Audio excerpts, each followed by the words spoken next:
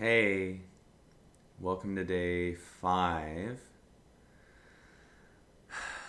I find myself now choosing to meditate at other times in the day too. It's starting to become the default thing that I do. So, in other words, instead of just doing the 2 hours in the morning and then having my whole day doing whatever I did, I'm starting to find, watching a movie or going on Facebook a lot. I mean, I still am not against those things and I still do those things, but there's something even more fulfilling and exciting to go do this some more. So I'm starting to possibly go 2.5 to 3 hours a day. And it might look extreme or crazy or whatever, but to sit and be with yourself and feel all this stuff coming up and all these stories coming out and all these beliefs, it's like that's such a better show than a movie. I sit back and I watch a show for 2 hours and discover all kinds of things about myself, and it is just such a better movie to sit and watch all these lies and then watch them come out and discover how many things I think I need to do. So many people say, what do you do when you meditate? What do you do? And our problem is that we think we need to do something. That's what's so weird, is how much we even think there's an us that does something. In other words, there's such an identity that we're trying to keep saved when we do this stuff. There's what do I do is such a identity, because we don't understand that that achieving story really doesn't exist. I mean, you're still going to be alive and the body will still be here, and that's what you really are. But there's some other story of what do I do and achieving and making it happen that's a false identity. That's why it needs to do so much. But if you just sit here and do nothing, and inside you'll notice all this little other doing. You'll sit here with your eyes closed and you'll be like, okay, so I'm going to get rid of that thought and that thought. Who's talking? It's another thought that's talking. And it's like, okay, I'll get rid of this and this and this. And then you realize you're in resistance to what is, because these thoughts are coming up and you still are finding these little things inside of you that are trying to get rid of something. It's the weirdest thing how much there's a you that has to do something. You sitting here is doing something. That's the doer that just is here.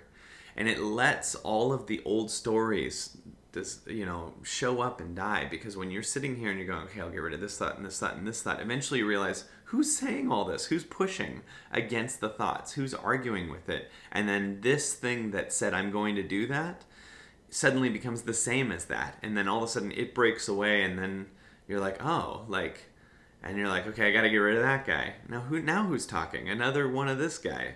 Now I got to get rid of that. You don't have to do anything. Just be. And really go to just be and not what do I do. And you'll realize you're the container for all of these stories of you. That's really amazing. You're this container that all of these stories can leave at. It's almost like you're this giant ring, vortex, space that is, if you do this, becoming a space for all of the stories of past you to leave through. And they can only leave through your acceptance of it, So there's a past you, there's a million different stories of past yous. And they've always been trying to get out, but when they show up, they might say something tense or scary, and you're going to grab them, and because you're in resistance to them. So when you resist something, it's not done yet. It's not able to leave. It's not completed because you're arguing with it. So in your argument of what was, it stays there.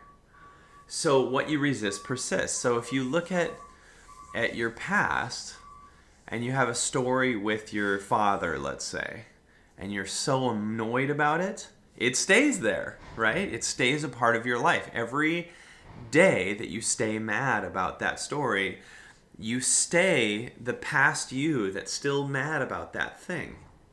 So your resistance to it keeps that story alive. It keeps it in your body. It keeps you tense.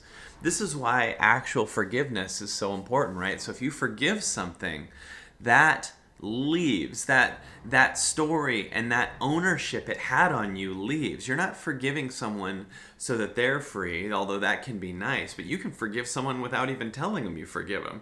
You can forgive someone just because it won't own you anymore. The problem, I read somewhere, forgiveness doesn't change their past, it changes your future. So this experience is a constant forgiveness of ourself.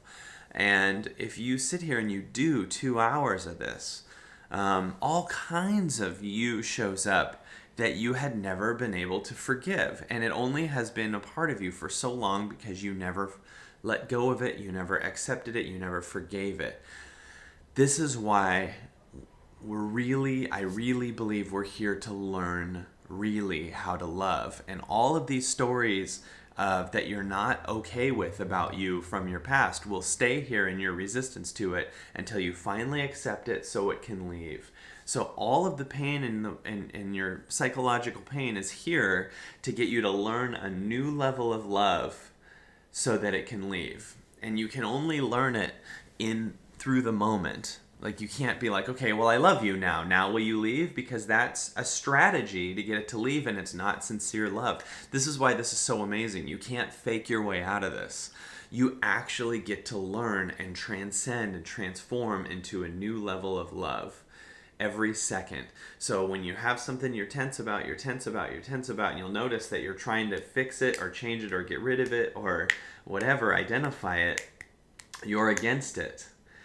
And when you're trying to push it or get rid of it or allow, even when you're trying, the ego's trying to allow it. Okay, well, I'll just allow it. Why isn't it gone? Because you weren't allowing it. You were lying to yourself. And it's still there because you can't trick yourself. So, wow, you're the space that this whole thing is coming through, and it will only leave through your time and acceptance of it. So that's why doing this is more exciting to me than watching a movie. Because movies are just full stories of not acceptance.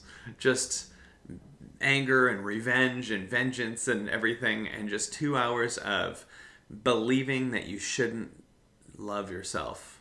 And so you watch it, and you watch fighting, and you watch conflict, and then you watch the conflict get resolved.